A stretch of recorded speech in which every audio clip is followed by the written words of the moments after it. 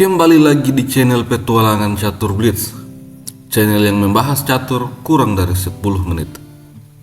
Jika ini adalah pengalaman pertama Anda di channel ini, segera tekan tombol subscribe agar Anda tidak ketinggalan video terbaru selanjutnya. Hari ini kita kembali akan melihat sebuah game yang sangat luar biasa dari Daniil Dubov melawan pecatur Iran, Parham Makhzoglou.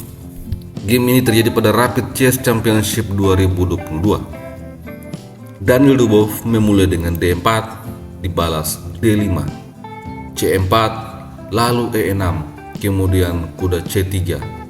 Setelah itu gajah B4. Parham Makhzoglou memainkan Nimzo Indian Defense. Dubov merespon hal ini dengan kuda ke petak F3, setelah itu C6, lalu G3. Game ini seketika berubah menjadi semi-slav. Kemudian Parham Makhzoglou langsung mengimbangkan kuda D7, setelah itu gajah Fianchetto, kuda G ke petak F6, kemudian Dubov rokade mengamankan raja, begitu pula dengan Parham langsung mengamankan raja.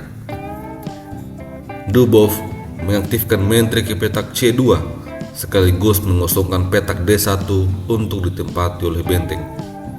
Di posisi ini, Parham Makhzoglou mulai mendorong pion. Dia mendorong A5. Kemudian benteng ke D1, sebuah langkah yang sangat penting untuk rencana Dubov selanjutnya. Parham merespon dengan pengimbangan benteng E8. Setelah itu, gajah ke petak F4. Dengan demikian, kedua benteng putih telah terhubung, sedangkan Parham Makhzoglou memiliki gajah petak terang yang masih pasif.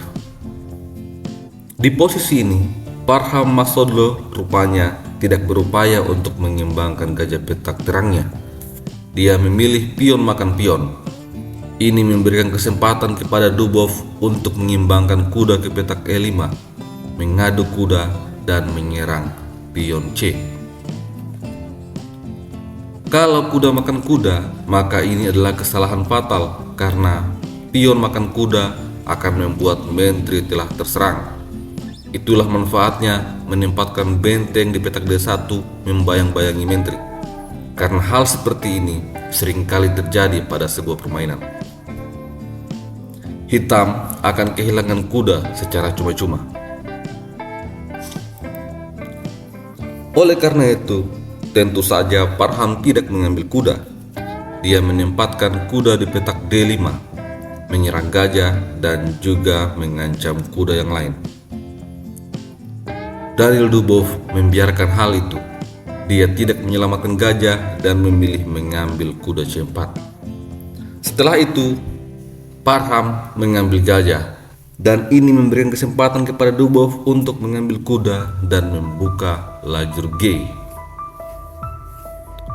Kuda ke petak F8 ditarik mundur untuk menjaga pertahanan, dan E3 didorong oleh Dubov.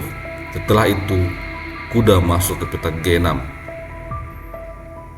Kemudian Dubov bermanuver, kuda ke petak E4 dibalas dengan gajah E7, lalu raja H1, mengosongkan petak G1 untuk benteng. Parham memainkan menteri C7, setelah itu benteng G1. Kuda kemudian ke petak H4 untuk menyerang gajah. Dan di sini Dubov tidak menyelamatkan gajah. Dia membawa kuda ke petak E5. Dan rupanya Parham tidak berani untuk mengambil gajah saat ini. Dia terlebih dahulu mengusir kuda. Kemudian Dubov langsung mengadu kuda. Di posisi inilah Parham akhirnya mengambil gajah. Kemudian benteng makan kuda. Parham setelah itu melarikan raja dari shadowing benteng ke petak H8, dan kemudian benteng A ke petak G1 langsung menyerang pion G. Di posisi ini, Parham Makhzoglou mempertahankan pion dengan benteng. Kemudian Dubov memainkan langkah benteng G3, mengangkat benteng untuk mengincar petak H3. Menurut komputer, ini langkah yang tidak akurat, tetapi menurut Dubov, langkah ini sangat penting untuk rencana selanjutnya. Di langkah selanjutnya, ternyata Parham membuat kesalahan fatal. Dia menarik mundur menteri ke petak D8. Hal ini langsung dibalas oleh Dubov dengan sebuah langkah brilian, kuda D6, mengancam skakmat. Sampai di posisi ini, Parham Maksudlo langsung menyerah. Jika gajah makan kuda, maka menteri makan pion, skak. Raja harus ke petak H7, setelah itu benteng ke petak H3. Itulah manfaatnya Dubov mengangkat benteng. Ini adalah skakmat. Jika menteri ke petak F8 bermaksud untuk menjaga petak F7, maka tetap akan menteri makan pion, skak.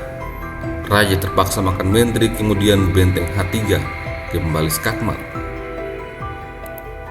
Langkah terbaik di posisi ini adalah mendorong G6, yang ini akan dibalas dengan kuda F7, skakster.